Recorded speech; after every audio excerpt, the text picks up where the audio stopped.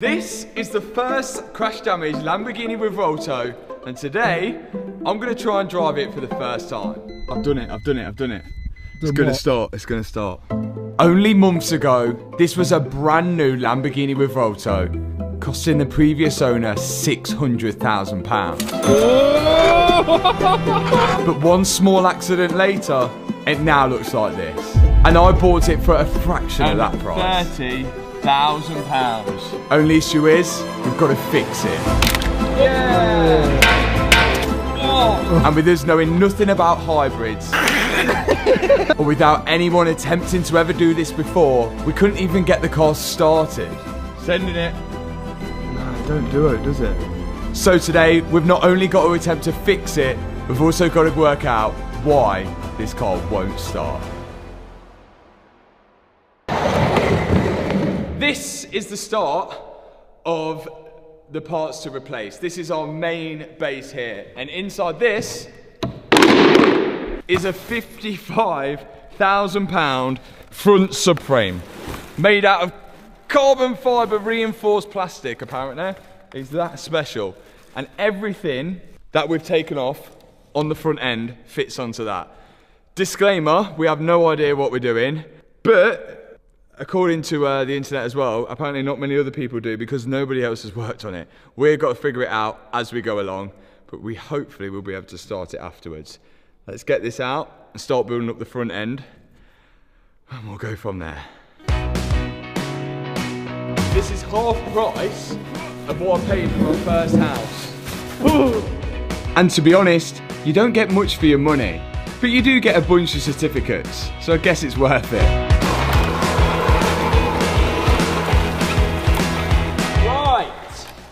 Let's get all of that onto that. This is easy. The front subframe holds loads of vital components on the car, and all of this stuff can only be assembled one way. A lot of the cables and wiring go on first, then all the components afterwards. The anti-roll bar goes on there, the steering rack goes on there, and then there's a bunch of hoses and water pumps for the cooling of the battery system, which we're still trying to figure out ourselves. Teamwork makes the dream work. Now, it looks complicated, but when we've took it all apart, it's not too bad. This can all be broken down into separate little pieces, like your steering rack, your anti-roll bar, your cooling for your battery, your aircon compressor, which works from the hybrid system, separate water pumps, which pump water through the hybrid battery, coolers, which cool the oil, which go through the differential at the front, which is on its own separate ecosystem. And speaking of the differential at the front, the oil lines which run to it are damaged. So Dom's at it with changing them over. Oh, coolant, or is that oil? Oil. You got a bucket, Tony? As a lot of this hybrid system relies heavily on cooling, I don't want to take any risk with any damaged pipes, which could restrict the flow of oil or restrict the flow of coolant. So some nice new ones are added.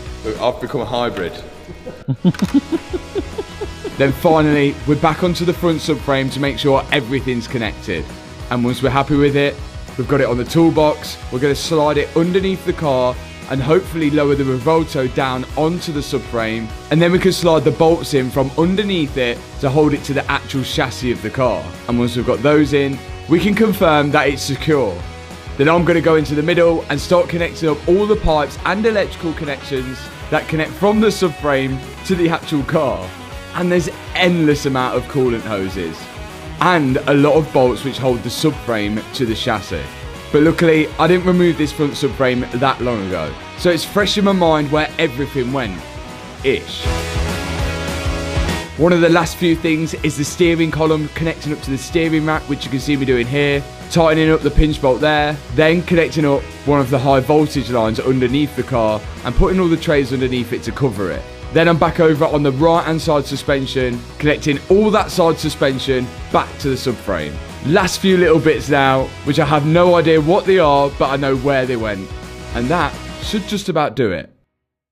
Finally, I think we're back to where we was, but without a broken subframe now. Now there's a few bits missing, so I've sort of figured out all this hybrid system, still quite work out what's doing what and what is doing where, or what is, I don't know what it's doing, basically. But there's a big plug here, there's a big plug here, and there's another big plug all here, and they go into a big box which goes here, but I can't put this big box in just yet because remember we had that broken plastic little piece on the back of that battery, and then also it's broken all this plastic shroud in there which goes into the heater fans inside the car. So I've ordered this piece of plastic here, and then we're going to try and solve the problem with a little bit of broken plastic on the back of the battery system. But other than that, that suspension's on, everything's all connected, and I think it's time we can start building up this suspension, which is going to be interesting. And actually, we might get this car sitting on 4 wheels soon. Let's go. So it looks like the accident pretty much obliterated most of the left side suspension. Not much of it is actually usable. So I've had to buy quite a lot of it.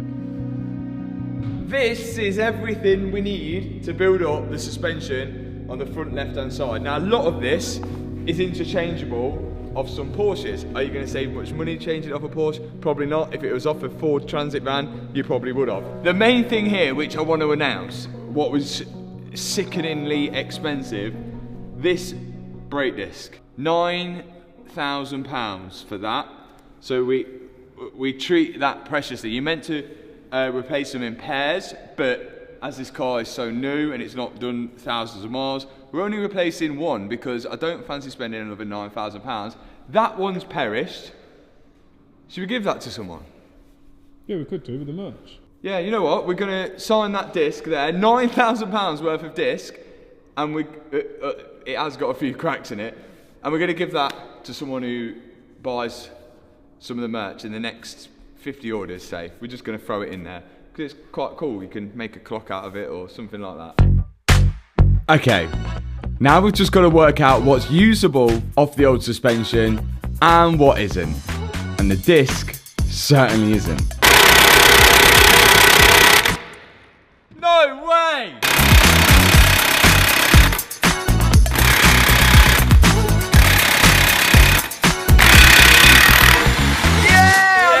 No, I didn't. You just needed the guns. Hey! Now the drive shaft's out the way, we can loosen the one bolt that holds the disc to the wheel hub, take this £9,000 disc off, and we're all gonna sign it. Each and every one of us, me, my dad, cameraman Matt, Liam, Danny, Hannah, not forgetting Kevin. And someone randomly selected who buys merch will receive it. Next up, the heat shield's coming off the old wheel hub. And here's all the new components. Let's start assembling. The actual suspension setup isn't actually far off what a GT3 setup's like. Double wishbone, and it's all pretty light. Easy to assemble. Okay, first thing in, drive shaft, which does, well, should just push in to that front diff.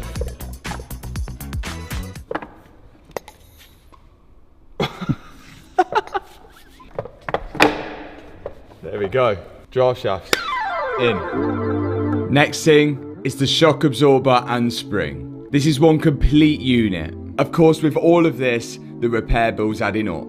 But we'll get a total when we finish the build. The bolt I'm doing up here is for the nose lift. Fluid gets pushed into the top of the strut, which then lifts up the front end of the car when you get to a speed bump. And all those extra stuff, of course, costs more money. But a Lamborghini without nose lift is definitely harder for resale. Next thing is all the wishbones going on. Some things just never change with Lamborghini and Ferrari. Spacers, because things weren't right when they first made it. I don't know, but there was 2 in the front, 1 in the back on this side, and on the other side there was 2 each side. So we're just going to roll with it the same. I presume when we come to wheel align it, we'll be able to see whether that's correct.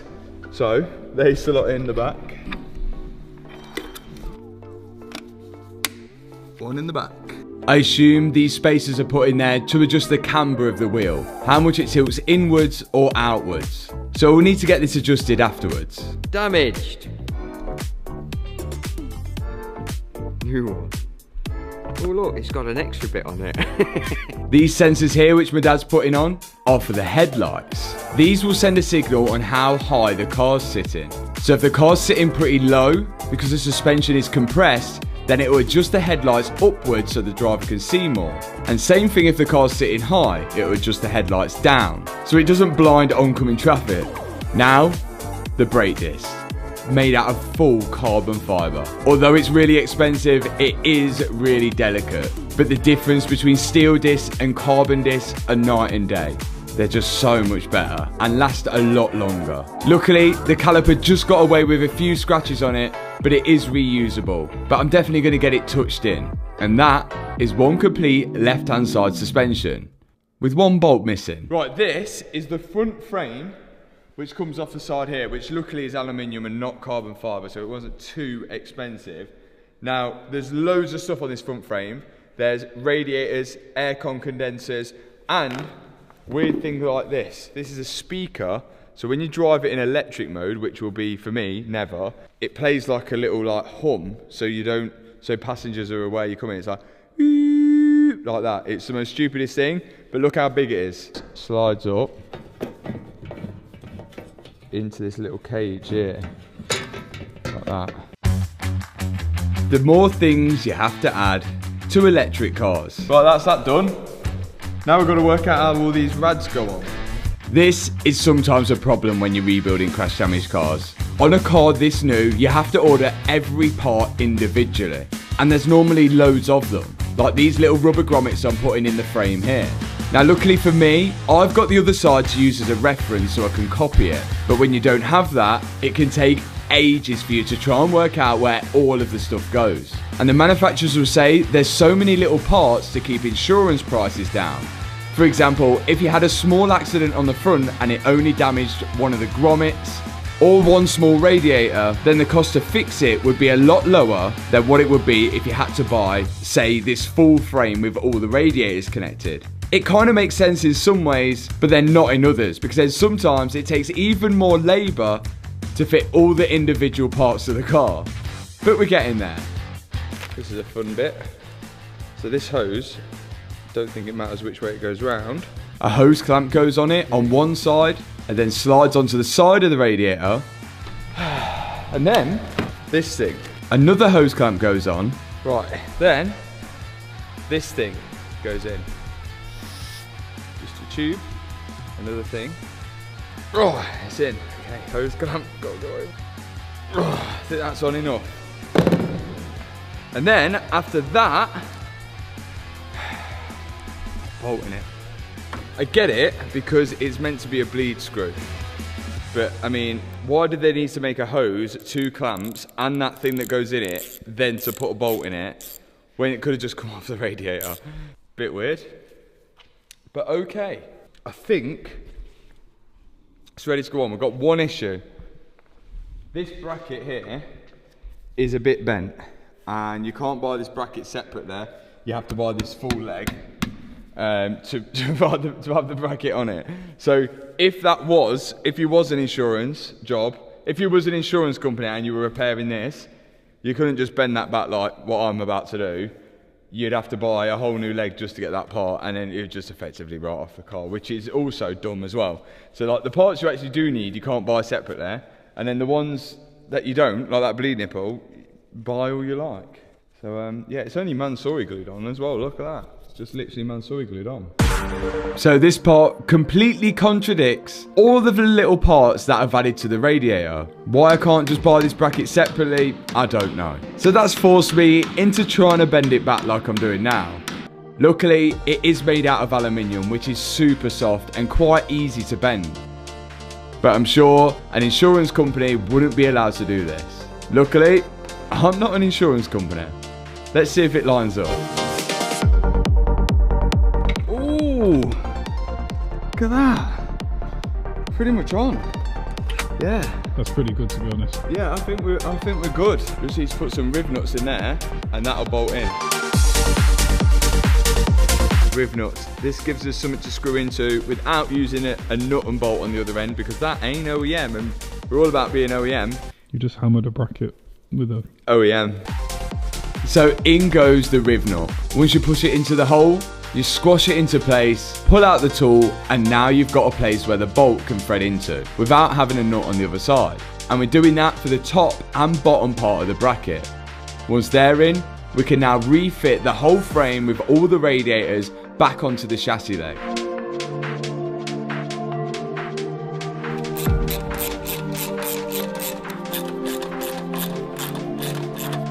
And that seemed to have worked. Next up is the carbon fibre front piece, which also attaches to the front subframe. As you can see, the old one was completely damaged and smashed to pieces. And bad news for me, this new part was over £10,000. But I've got no choice and I've got to replace it. Luckily, it's not as complex as the front subframe to go on. There's only about 10 bolts which hold it to it, but the car's looking way better now. That is everything complete on the front-ish, to an extent. All the aircon lines are plumbed in, all the coolant lines are plumbed in. We're missing a few shrouds, like these bits on that side, but we can get to them. They're not vital for making the car start, which we're hopefully trying to do by the end of this video, at least. Now, there's another thing which could be like stopping us from starting the car, which was the brake pressure. We did clamp the lines in the brake pedal to try and get a bit of brake pressure, but on automatics, sometimes you need to push the brake down to be able to start the car. And if you've not got enough brake pressure, it might not start, which could be a theory. And the reason we can't get brake pressure is because, well, this brake line here is completely broken. So what we're going to do, instead of ordering one from Lamborghini, because I think this actual metal line here is around 80 odd quid, my dad's just going to make one, because we think it literally just goes all the way back down there and through to that reservoir there. So we're hoping we can actually change that, and then we should be able to get one of these hoses which goes into the caliper. You can do it now. Oh, I'm on set. Here's the steel brake line that we've got to replace, and it runs all the way up to the ABS pump. But the good news, the steel brake lines on the front are a lot shorter than the ones which run to the back brakes, so they're much easier to replicate. You look very professional. You've got all your tools laid out. What I needed was a bit of string so I could measure the pipe with a bit of string, but unfortunately we haven't got any string. So we're using some of Liam's electric wire. Right, okay. Very professional. With this wire, my dad's able to line it up with the old brake pipe, and then he'll know exactly the right size he needs to cut from the copper line to replicate it. That's how long the pipe's got to be. Ooh, not supposed to do it like that. Now that the copper line's cut, he needs to make sure that the ends are nice and flush with no restrictions. So he's using a special tool for that. New end, look. New piece. Like I said in the last video, always remember to put your end on first. So he's got the brake fitting already on the copper pipe, and now he's clamping it into this tool. He then uses this other tool to flare out the end of the copper line.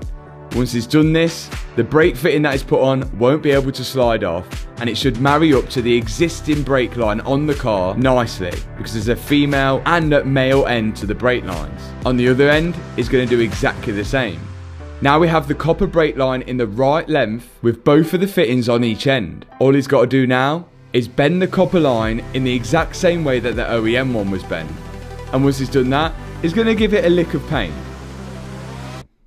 First up, etching primer. This is only to just make it look like the original one. Etching primer done. Satin black next. Once this goes on the car, I don't think it'll be noticeable that it's an aftermarket one. And in fact, copper is actually an improvement. He's now got to guide the one that is made up onto the car, down past all the wiper motor, and then screw it into the ABS pump. And that's one brake line complete. And that's how to make a brake pipe. It's quite it's OEM, but with copper. And copper don't rust, does it? Nope. Better than That's OEM. why it's more expensive. Is that why they don't do it from standard? Because it's too expensive. And also, Not really. You wake up in the morning, all your brake parts will be stolen. Hi. We're moving in the right direction to get this thing started. Little bits are holding us back now, but this should help. Now, before we try and start this, to do on the front end, there's a few more little bits. It's obviously not going to start without all this connected. And to get this connected, I need to put this shroud in, which has just arrived, so we can do that in a minute. Now, my dad has made the brake line back here, but now we need a flexi hose to connect that brake line to this caliper. So I need to make that, because it's probably going to be cheaper to make than to buy from Lamborghini. Well, it's most definitely going to be cheaper to make than to buy from Lamborghini. Once we have that brake hose, we'll then have brake pressure in the car. So the car will know when I'm pushing the brake, because I'll actually have some pressure under my foot, because there'll be brake fluid in there. And at the minute, there's no brake fluid because it's not connected. Hopefully, that makes sense. Another thing, as cars get newer, the more kind of safety woke they become. So it really wouldn't surprise me that because all the airbags are out in this car because they deployed in the accident, that the car probably won't start because it thinks the airbags are deployed or they're not even plugged in. And that is what is in this box from the airbag team. Now in here are the two seat belts that we originally taken out, the two curtain airbags which were deployed and we taken out, and the seat airbag which deployed in the passenger seat as well. These are the original airbags, and what the airbag team have done, have reset them. I didn't even know that they could do that. So they've reset them, which saved us actually buying new ones, and they could do that as long as they don't have any holes in the airbags or anything like that. So that has saved a fortune. The only thing we can't do is a steering wheel airbag, but we'll get onto that. For now, let's start refitting these. Let's do this. First thing to go in is a curtain airbag. These actually bolt to the carbon fibre tub just behind this A-pillar trim here. I've actually taken a little shortcut here without taking the A-pillar trim out, which saved me a fair bit of time. Next up, the seat belt. This is bolted to the car in a very specific place. If you don't get it in the right spot, then the seat belt actually won't pull out or retract. You'll know the feeling yourself. If you go around the corner and try to pull your seat belt out, it'll be locked because it's not in its correct resting spot. Hopefully that makes sense. Once both of the curtain airbags are in and the seat belts are in, I can then put the driver's side seat in, and now I've got the passenger side seat airbag. Now this airbag is gonna go in the side of this seat here, if I can remember how it goes in. So that kind of like slides in, sits in there, but we won't put this seat in just yet, because what I'm going to do is put that airbag in, and then all of this is going to have to be restitched. I don't know whether they can save that or whether they're going to have to put a new bit of leather in. Hopefully not, but Auto Trim have got it. I'm going to put this airbag in, and I still think it will start with the seat out, because that would be stupid if you can't start your car if there's not another seat in it. But I don't know, you never know. Let's just get this in and then we can go from there. This just hooks into its place, electrical connector goes on, and there's one bolt which holds it in. And that is job done for that airbag. Now when I was around the back here, I can see, look, it looks like there's some little kind of trims here, and maybe you can actually replace this part. Only thing I'm worried about is this bit of leather here, but again, I think they might just be able to replace this piece here if they can match the leather. Everything is all in, we just need the steering wheel airbag, which I've got over here. So this was the exploded bag. You can't actually repair this. Well, at least I don't think you can. The airbag blows out, breaks the leather here, and also some of the wires are broken on the back. I don't think I could order an airbag from Lamborghini. It just wasn't on the parts list when I tried to find one, and it's a long wait for one as well. But I found this one, and I got this off eBay from Poland. Why there's one in Poland on eBay, I don't know. I'm not going to ask questions. I bought it straight away as soon as I seen it. It was around £600. It's got all the wires on the back. It should just plug straight in. So lucky find, really. Again, these are really easy to install. Electrical connector clips in, then you can just push the airbag in place. After that, I've just got to put the cowling on the back of the steering wheel. And that is job done there. Here is like, I think it's a battery or the charging thing for the battery of the Revuelto. Now, this part here, where the plastic actually goes on there and the pipes go in there, because these are coolant lines. The coolant travels through it and cools down all the battery system. This part's broke. To get this part, you have to buy the full battery, which is £8,000. So we're not going to do that. I found one from Porsche, and it does have similar connections on, but they come straight out. I'll pop it on the screen, but the connections aren't quite right. But we've got a Bob, and Bob thinks, well, hopes, knows that he can repair this. But are you going to use metal instead of? No, I'm going to make a whole new one. So I'll take that bottom plate off, drop it onto a piece of stainless, draw around it, and then fabricate a pipe and weld the pipe to the plate. And that will be steel. Stainless steel. So that would be. So this is the issue as well. A lot of people were saying 3D print it, 3D print it. But if we 3D print it and then coolant's traveling through it and it's really hot, I think it's just going to eat it. And melt. Yeah, exactly. So metal is better. It probably should have been made out of metal from the start. Probably. So, but yeah, Bob's going to fabricate that in 1 hour. Now this is a true talent. Really, all I'm doing is unbolting stuff and bolting it back together, in a sense. Whereas Bob can actually manufacture and make stuff. Something I'd love to be able to do. But where you start, I'd never know. Bob is literally making this plastic fitting from stainless steel in his workshop. And remember, this has got to be perfect. There can't be any leaks of coolant going into the battery, but he's confident enough. He looks like he's making it in 2 pieces. The actual fitting part, which goes into the battery, and then a separate part where the hose clips onto. Then he's going to weld them together. He give it a quick polish up, and honestly, within about 2 hours, he'd done it. I've just seen this, yeah, but I'm actually going to film your reaction to this, right? But okay, bearing in mind that's what it's like. So that was the part. Okay, yep. Bob's been away for what? How long? Couple hours. Like, just picture, right, think in your head what you expect, because I expected something completely different. So now, Bob, show him what you've done.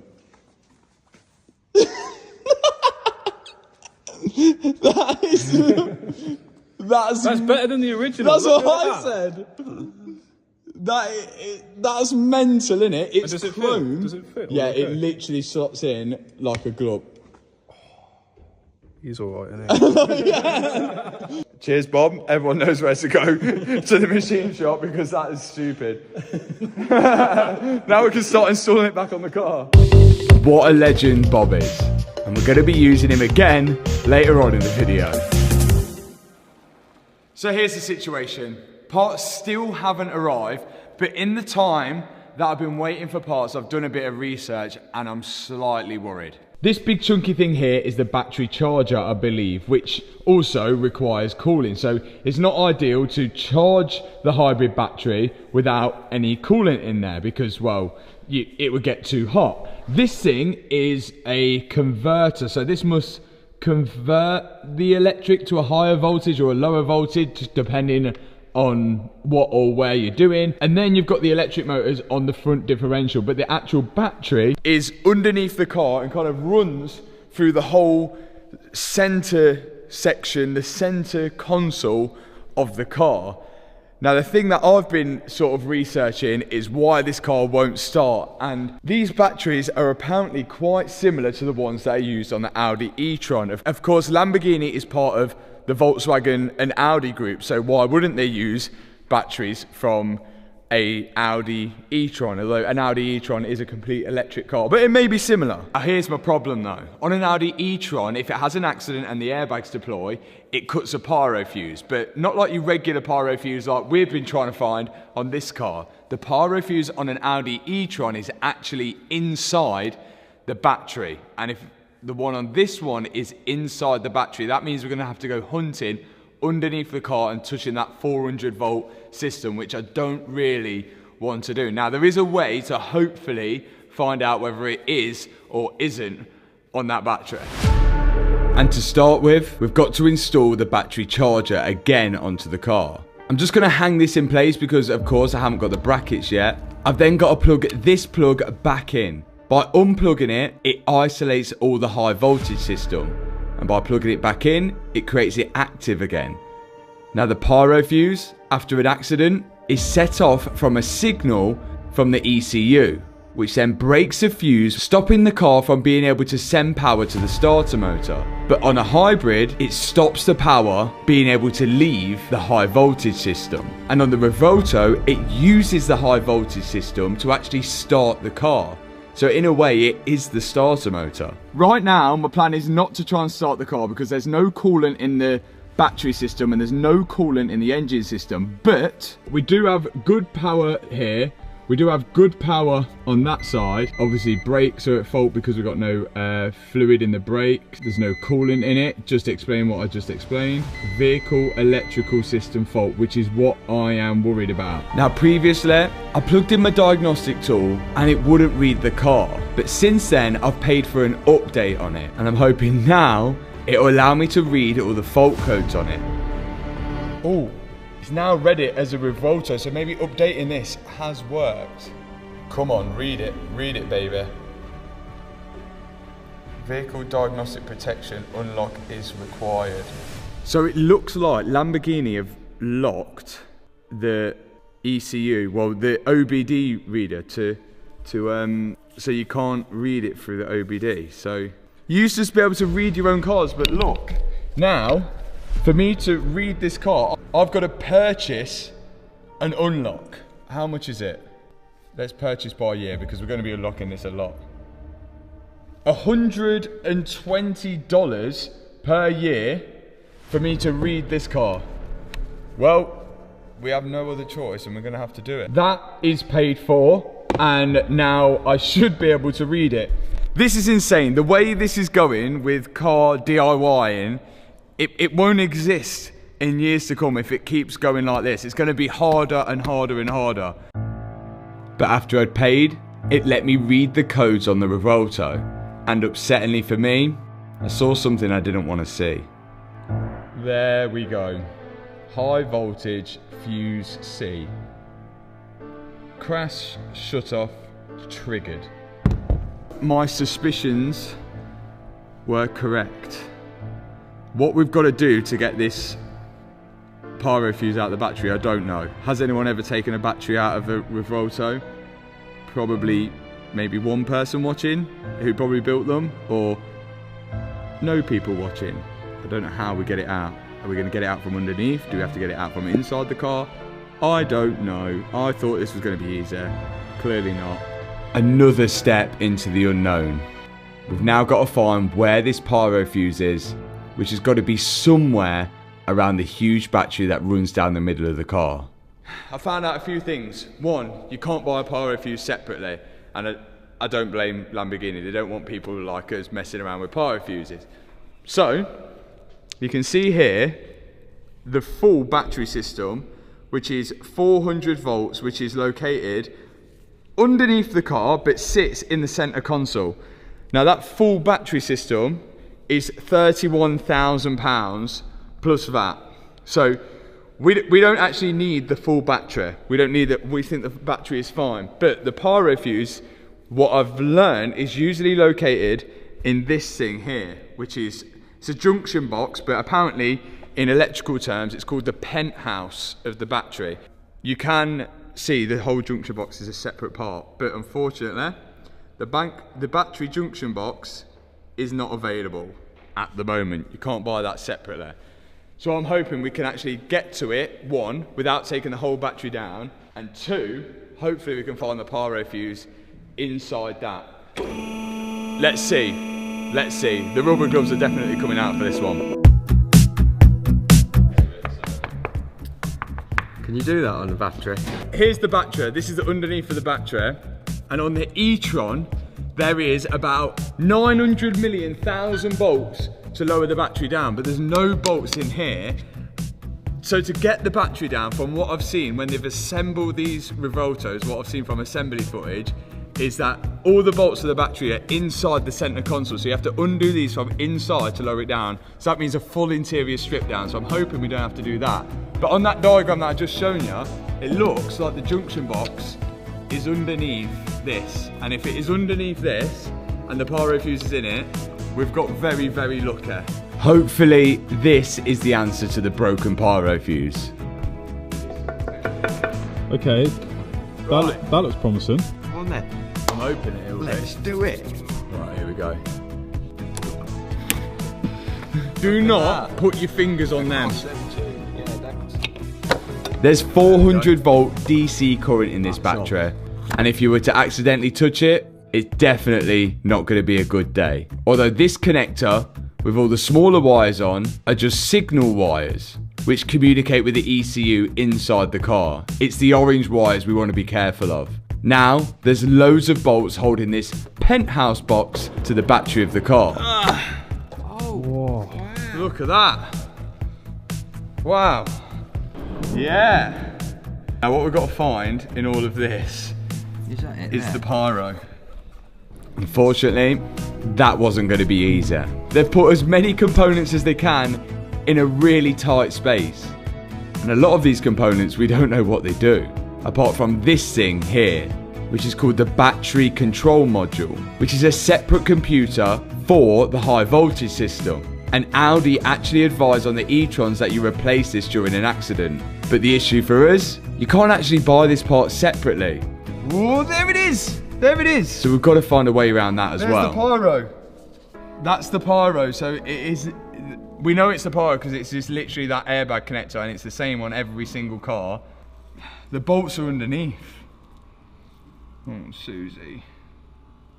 What are we gonna do? Does that mean you have to undo these? See these ones facing down to pull it I off? think the whole thing's got to be. The bolts are coming from underneath. Does this come out? I've now got to figure out how we get that pyro fuse out. So I'm going to start stripping apart this out. Hopefully I don't perish. And in the meantime, Bob's back. Bob is going to do some welding because we've got some damage on there. So he's going to start going over there, and we're going to hand you over to Bob. And in the meantime, I'm going to be stripping this computer module apart. Let's do it. Here it goes then. I don't know how far I've got to strip this thing apart before I can get to the pyro fuse, but one thing's for sure, I've got to remember how it goes back together. And in the meantime, this is what Bob will be cracking on with. The damage to the chassis at the rear of the car. You can see a lot of the riv nuts have been ripped out the chassis leg. So first, Bob's going to take a few parts off it, so he's got access to it, and then see if he can repair it. Again, you can only buy this complete from Lamborghini, which is over £21,000. So if Bob can repair it, it saved us a fair bit of money. And on the other chassis leg, it's ripped off a bracket, and that bracket, which should be on the end of the leg, holds on the rear crash bar. Meanwhile, I'm still taking apart this junction box or penthouse box to hopefully get to this pyro fuse. And there's so many components in it. And whilst I'm doing that, Bob's cleaning the area where he's about to weld onto. He's now pulling off the bracket on the end of the chassis leg on the left hand side because it's slightly bent, and he's going to repair that as well. Then he's cutting out a section from the left hand side chassis leg because it's going to be a much better repair if you can replace it with one piece of metal rather than trying to fill the holes with weld. And here's the sheet metal that he's going to be using. So we've got these plates, they're all messed up from the crash, and I have to try and put them straight somehow and try and make it work. These are the pieces that should be on the end of the chassis leg which holds the crash bar to them. So Bob's seeing if he can manipulate that back as well. And he's just about done it for one side.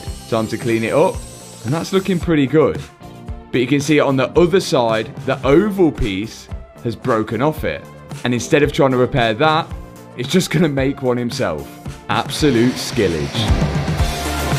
Usually I'd use a nice piece of polished steel or a folder to do this, but it's what I have up here, so. Eventually, he's got a piece of metal which pretty much resembles the U-shaped bracket which broken off the Lamborghini. Now, time to weld it to the bracket which broke off it. And it's looking as good, if not better, as OEM. Meanwhile, I've almost stripped down this box to get to the pyro fuse. Yeah! Porsche putting the pyro fuse under the dash. Breeze compared to this one. There is your pyro fuse. So this, for some reason, is stopping power going from here across to here.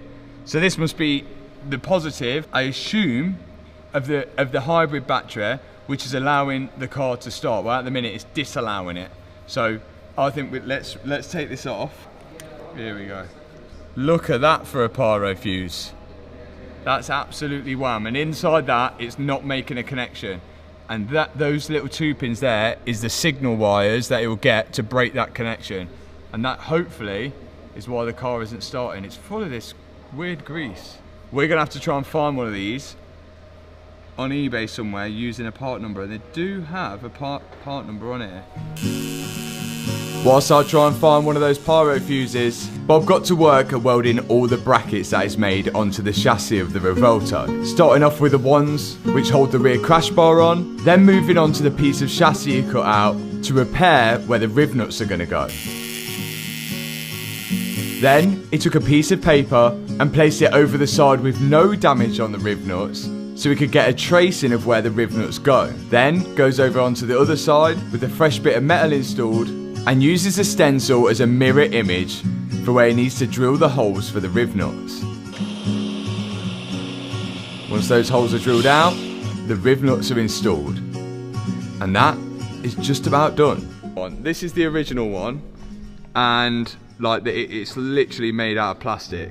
Well, with plasticine or something. But that was on there, and a bolt goes through that to hold the rear bar on, but that is fully bent. So Bob's literally just whipped one out of the bag. The repair is perfect. And if you wanted to learn how to weld like Bob, then I suggest you book in at the machine shop to do so. Your welds will certainly be better than Lamborghini's. Machine shop's like a gym where you can get a membership, but instead of having gym equipment, we've got workshop equipment. So we've got like sandblasters, welders, mills, lathes, all sorts of stuff that you can use there. You just pay monthly membership, you can come down and do what you want. Back to the pyro fuse. Here is our solution. Look at this.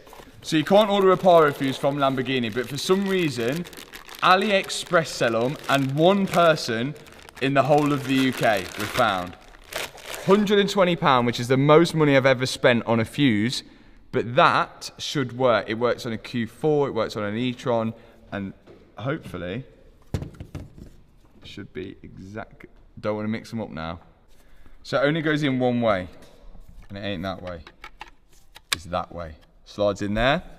Now I've got to figure out how all of this system went back together. And whilst we're doing that, we've also had delivered 2 braided lines which have been made for the front braking system on the Revuelto. We've had 2 braided lines instead of the rubber hoses because braided is better. Dad's going to fit them, and I'm going to do that. And at the same time, we might have one of these.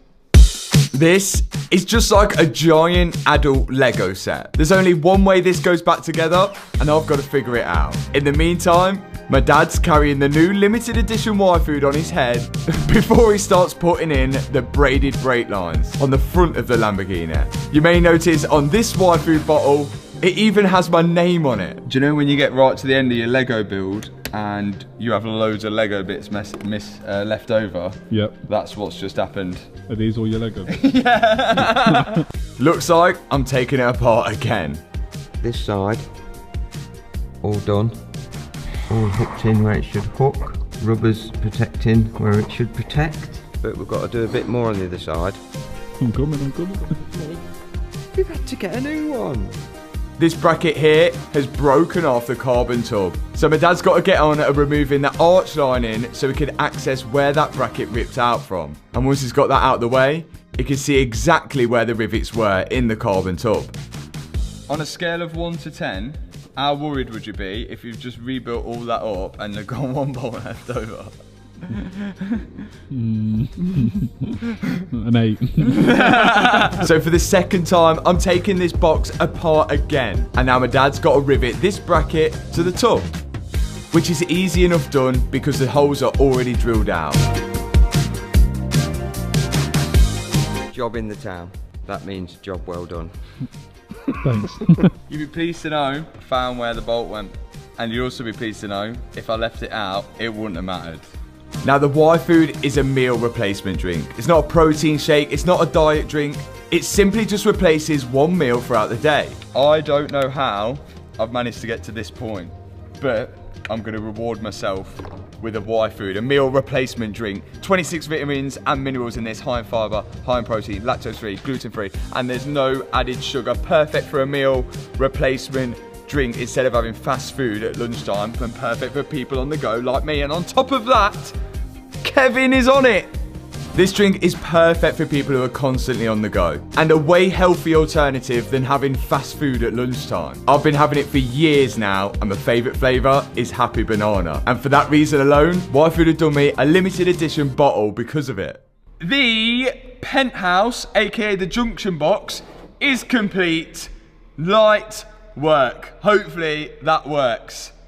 That is good. And go and grab the special Y Food Matt Armstrong edition. Appearing on screen right now is a discount code as well. Get them whilst it lasts. Happy Banana with Kevin on there. You've got to get it. You've got to get it. I'm going to keep one. I'm going to keep one for myself. It's time to start this thing, hopefully. Let's go. This is it then. I've now hopefully repaired the junction box with the new pyro fuse, and it's time to install it back in the car. Technically, after this, the high voltage system should be active, hence the fire extinguisher next to the ramp. I've bolted the junction box up to the battery, and now I'm connecting all the high voltage cables. I don't know what's about to happen, but we're expecting the worst. Right, I don't know what to do here. Should I leave that exposed at the minute, in case we do have to take that down again, or should I just commit to it? I'm going to leave it like that for now, just in case this doesn't work. Everything underneath the car is all ready to go, but there's a few final things on top.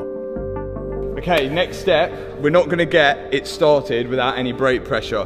The brake cables are now on, the braided lines. We're going to add some brake fluid.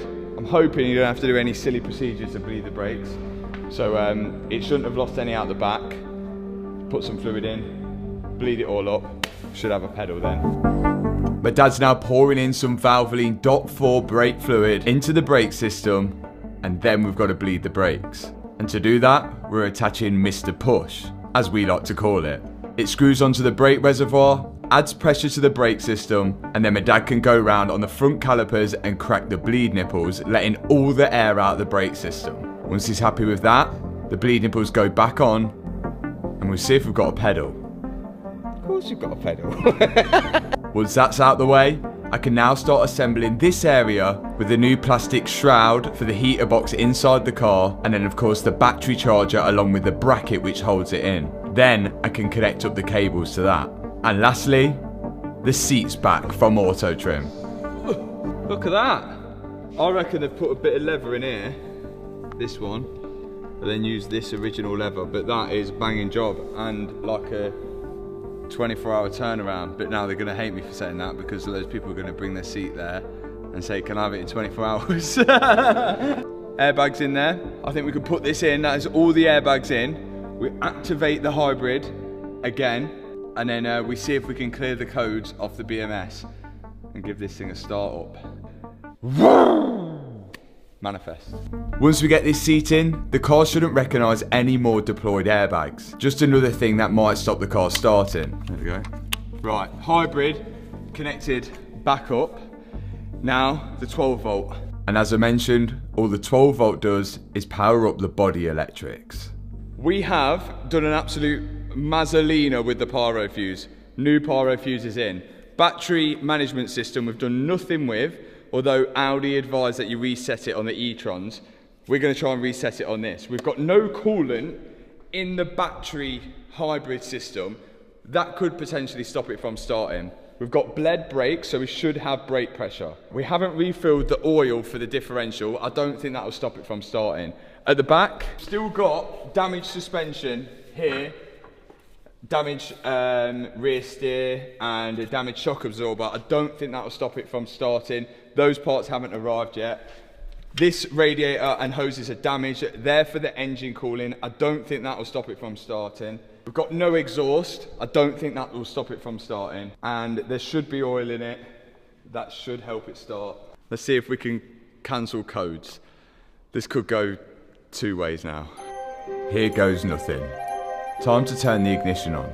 Vehicle electrical system fault. We've still got that vehicle electrical system fault. Drive system fault. No coolant, okay. We've got charge in the battery. Come on, we need a huge moment now. Let's see if we can get rid of the code that we had at the start of this. Right, we've got a load of faults still. We're gonna try and clear them. Now the good news is, I didn't have any fault code for the pyro fuse anymore. So before I did anything, I thought it was worth just trying to start it from the off. Turn the little twizzly thing, remember? Turn the twizzly thing, we're in sport. There you go. Try it now. But it didn't seem to want to go. Vehicle, electrical system failure. We can't ring anyone. We can't even call Lamborghini because they wouldn't know, legitimately wouldn't know. No one's done this, so it's literally for us to figure out, and as soon as we've figured it out, then we can proceed. But although we didn't have the code for the pyro fuse, we did have one code left over. Crash shut off triggered. Can I erase it? I'm going to try and erase it first. Still there. Crash shut off triggered. We need to untrigger that. Reset battery junction box. That sounds good. That sounds like it. But if only it was easy as just pressing that button. There was more hoops we got to jump through. So this gets more ridiculous by the minute. Not only have I spent £120 to be able to read the car, I've now got to spend an extra £15 to get in deeper, so I'm allowed to reset the airbag module. I've paid that, but now, to get through even further, to let me do that, it's asking for a photo ID, a picture of my photo ID, which I've got on my phone, but it's also asking for a photo of me holding my ID. Next thing I've got to do, spin around, touch the ground, roll around 3 times to get into this system. So this is what I had to do. Right, I've submitted. Review. 2 business days! We're gonna get the video out in 3 days! Is that how long it says? Yeah! We'll now complete the review within 2 business days. You can use limited functions for now. For urgent use of the full function, please feel free to contact us. And now someone's got a photo of you looking like a mug. A day has passed. I've had an email, and apparently my thing has been accepted. So we're back to where we are. We've got all fingers crossed. We're gonna go again. We're gonna go again. The instructions on the Autel just told me to reset all adaptations, to take the car basically back to how it was when it left factory. This is definitely just a button bash. It's a button bash, isn't it? After I did that, it started to smell a little hot at the front of the car. I think the water pump for the electrical system started running, but it was running dry. It smells really warm. Yeah, I don't know whether it's normal or not, but it hasn't got any coolant in. But we're putting coolant in the back, but you're meant to vacuum fill it. And to vacuum fill it, guess what? You need the Autel to open up all of the thermostats in the electronic system so the coolant can flow from the back to the front. You've got battery coolant and engine coolant. Oh, those are 2 separate. That's for the battery. That's for the battery, this is for the engine. So that's why it's not pouring out that radiator there, because that radiator is for the engine, and then that one's for the... Push will fit the... Don't think it'll... It won't fit, will it, on there? Now you're supposed to vacuum fill the coolant to make sure that there's no airlocks. And when we was filling the coolant up at the back of the car, and I unscrewed the bleed nipple, no coolant was coming out, so it weren't getting to the front. But then we had an idea. You're going to use a leaf blower? Can that go in there, straight in, and just send It's it? going to just fly around the side. 100. The leaf blower was going in the coolant reservoir. It's working! It was actually pushing coolant through the system. Not quite a Lamborghini tool, but the coolant was now getting to the front. Oh yeah, it's out. So we could re-plug the bleed nipples there. Whoa! Whoa! There was one on the lower left radiator and one right in the middle. Once they were plugged, it was almost ready to go. Here's the plan then. We think it might start because it smelled electrically as soon as I cancelled the code out. So our plan is, because we're scared of starting it up in here, because it is literally the unknown, we're going to just put on what we've got of this rear suspension, which is that top wishbone and that suspension there. We do still need the rear wheel steer because that's broken, and we do still need this drop link because that's also broken. But by putting those 2 on, it should be enough to whack a wheel on all 4 corners and roll it outside, because if anything happens, I'd rather it happen outside than in here. So first off, let's start getting these off.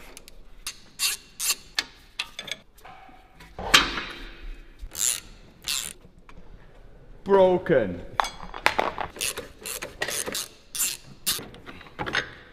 We suspect this to be bent. Yeah, it is, look. See the edge? Ever so slight there. Okay, I'm going to put this on first though, because this will be easier to access now. Right, all that is on. The only problem is that rear wheel steer, but that should allow us enough to get the wheels on and roll this out, and then we can fill the coolant and hopefully get a full start on this thing. Let's get some wheels on it. We were feeling hopeful. This was going to be the first time the car's been on all 4 wheels since the crash, and some wheels need replacing. It's like hypnotising. But before it goes out, it needs to be able to see where it's going. One headlight. Ooh. Now it can see. I don't know why I needed to put the headlight in, I just wanted to. It just looked a little bit more like a car. Just hope it started like one. First time on all 4s since the accident, so even if it doesn't start, we have made some form of progress. Now, we're gonna push the car outside just in case anything bad happens. This whole thing has been a learning curve, and even if it doesn't work, we've made a lot of progress. Let's just hope now we hear that V12 roar. This could be sketchy. 82% battery charge, 90% of fuel, and 5 miles on the hybrid. I've got a brake pedal. I don't know what I'm doing. I'm gonna try it. Let's do it.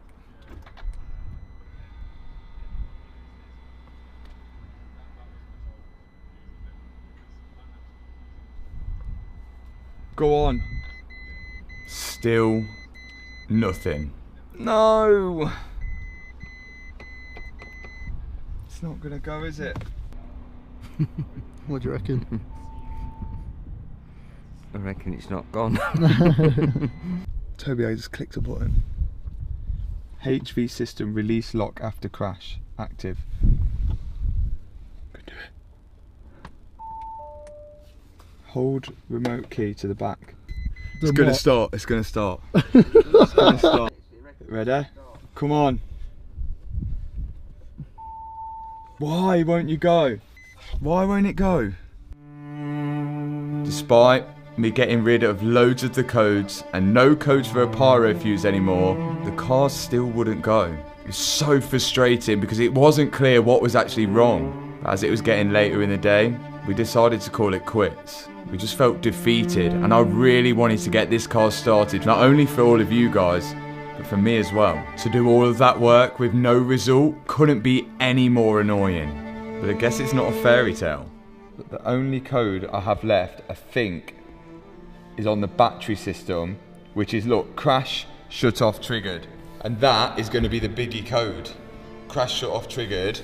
And like you think, I've paid all of that, done all my ID, gave everything away, and I can't erase that code. And then if I try and go into basic setting, then it can tells me here, reset battery junction box, which is what I need to do. But if I go into there and press start, it's out of range. And so that means I can't do it. And the only way to do it is to do the security access login. And to do a security access login, you need a special code. And the special code is apparently that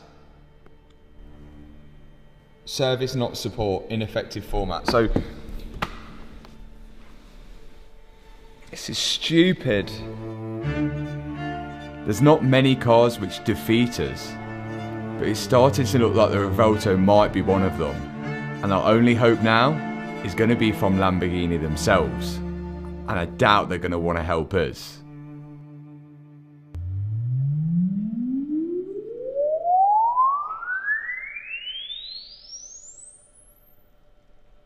Thanks so much for watching the video. If you enjoyed it, hit the subscribe button, hit that thumbs up button. Hope one day we get the Revuelto started. Peace out. Do you remember how it went together? No. It's bigger licking goodness.